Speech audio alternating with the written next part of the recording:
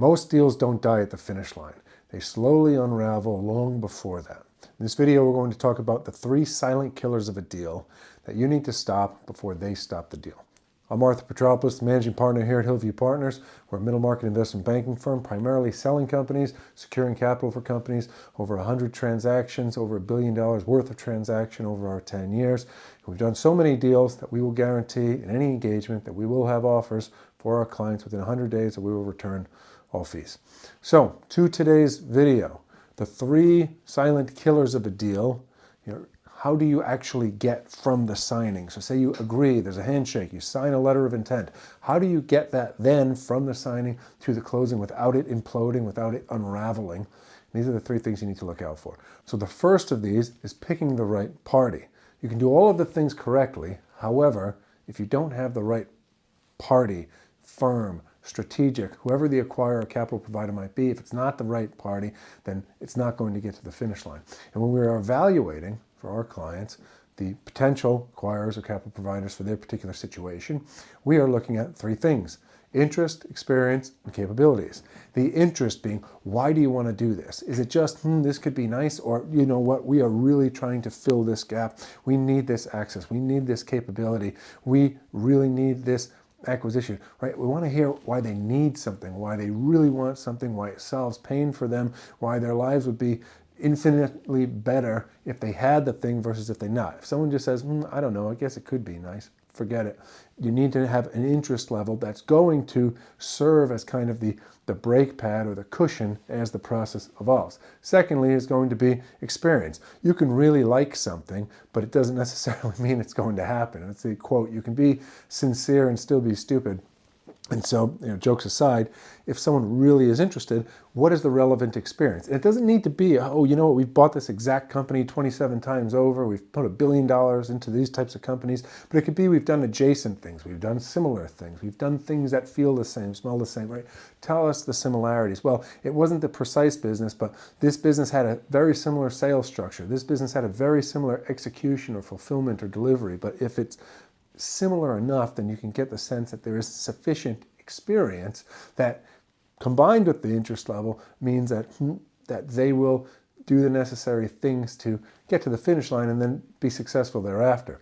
And the third is going to be capabilities. Again, you can really want something, you could really instill confidence that you will do the thing well. However, if you either don't have the capabilities from a personnel perspective, or you don't have the capabilities more pertinently or tangibly from a financial perspective, that you couldn't close the deal, that you couldn't get to the finish line anyways, right? That you could be the hungriest guy in the world and really love pizzas, but if you have no money in your wallet, then you're not buying a pizza.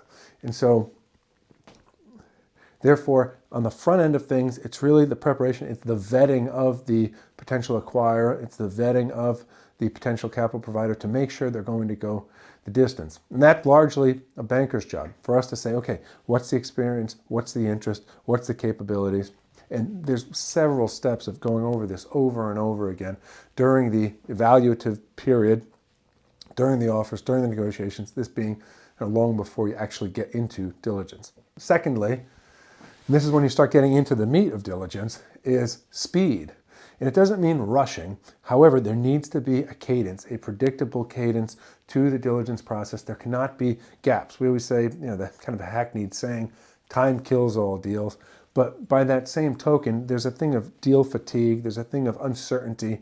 If there's a steady cadence of every week we touch base and every 2 days we iterate the documents back and forth, and there's an actual timeline to the diligence process, that is going to materially increase the probability that deal gets to the finish line. And what you'll find is, we've had a lot of situations where the LOI gets signed and then the seller is preparing certain materials or getting certain documents together, and that can be a little bit of a lull, and it's our job as the bankers to keep the buyers engaged, to know, hey, look, everything's coming, we're going to get there, and to work with the sellers to say, look, let's get a plan in place so that we can start having a person for communications, having the kind of right sequencing, the right outward kind of expression of interest to make sure that neither party believes that the other party is losing interest and neither party by any means does lose any interest. And so that's key in selling a business. And so what we like to do in a diligence process, and a lot of times it comes from the perspective of acquirer,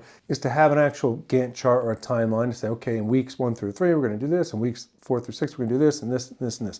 Sometimes that gets to us and we kind of develop it collectively prior to diligence. Sometimes it happens towards the beginning of diligence, but eventually in diligence, there must be some kind of timeline that crystallizes or materializes, because then everybody can track it. There's a bit of a scoreboard, and that's really what you want. Now, in some diligence processes, it comes together sooner. In some, it comes together a bit later, but it is still the objective of to move things along expeditiously, right? Without losing anything. You don't want to run so fast that you fall on your face, but you want to keep things moving. And so if a diligence process is 90 days most of the time, we say first 30 days is financial diligence, second 30 days is legal diligence, last 30 days is going to be a bit more kind of ticking and tying operationally, talking, nailing down the transition, getting things in place for the new owners and for the existing owners to taper off however it's been agreed upon by all the parties and negotiated. But that's kind of the sequencing, and so speed matters. And the third variable of not dying in diligence is accuracy. And so this has to be balanced with speed.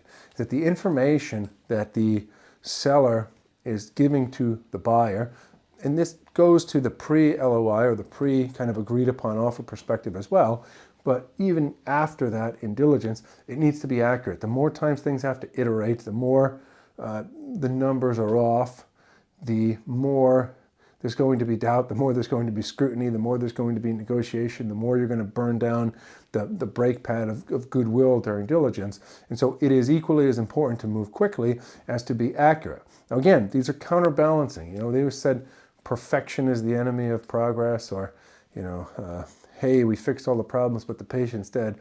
You can't have situations where the attempt for perfection of the information slows things down to such a degree that it just dies on the vine, or that you lose all momentum and it creates more problems than it necessarily solves. But at the same time, you can't be moving so quickly that the information is so inaccurate that it's a problem. And so what we've seen is that we try to work with our clients to vet the figures on a pre-LOI basis. So while we're working on getting the potential offers for the business and negotiating those, we are equally working to make the numbers more accurate, fix anything, kind of spot preemptively anywhere where there might be some soft spots. But inevitably, there's still going to be some numbers in the diligence process that require some fine-tuning. So again, when those things come up, when there are, hey, these numbers don't look like these numbers, or can you reconcile these things for us? Again, it comes back to speed. Yes, let's look at them. Let's get back on a quick basis. Again, numbers that are 3% off can be no problem if it's well-defined and discussed and responded to fairly quickly. If it takes a month to iterate that, then it becomes more problematic. So again, speed, accuracy, always a bit of a juggling match, but it has to be well balanced. And so when we are selling a company, there's always some celebration or goodwill, or at least some happiness, let's say, when the letter of intent is signed in a deal. But us as the bankers, being the eternally happy, amicable, affable people that we are, there's always this sense of like, well, now we really need to get this thing to the finish line. We really have to make sure that this dog can hunt, that we have brought the right party to the right situation with the numbers accurate enough and as perfect as they can be, that will still support an efficient process. Now, I say this, accurate enough, perfect as they can be. No company is going to be perfect. When it gets into diligence, there's always going to be some things that need to be discussed, that need to be better understood, that need to be slightly reconciled or tweaked. And no process is going to be perfectly linear from a railroad track perspective, but those things need to be optimized as much as they can. So you find the right party, and then you have the best information that you can honestly put forth, and then you keep a steady line of communication in as repeatable and expected a fashion as possible. Right? People can understand that they need to wait for things. They just don't like waiting irregular periods of time. Right? If you said to someone, every time you call me, I'm going to call you back 4 hours later, well, and if you did that, they'd be happy to wait those 4 hours because they know this is going to happen. But you just can't create randomness where sometimes you respond in 5 minutes, sometimes you respond in 5 days. There has to be predictability to the cadence of things. So that's a thought for today. A deal does not get 99% of the way there and then there's some gigantic fireworks of stuff that goes off. It's stuff that just starts to slowly unravel, and by the time you get to the finish line, it's just this kind of gloopy soup sandwich, and that's what we really need to avoid. So the 3 ways to avoid that: 1, pick the right party to enter diligence with; 2, move quickly yet effectively; and 3, make the information accurate as possible, but not so accurate that it debilitates the process or inhibits the speed of things to a point where it doesn't become viable. But that's the idea for today. And if you keep an eye out for these things, if you get ahead of them, if you solve them, if you're proactive and you stay on top of them, the probability of a deal getting from the signing of a letter of intent to a closing is and will be materially better. Hope everyone's week continues to go well. Keep pushing forward. God bless. We'll see everyone next time.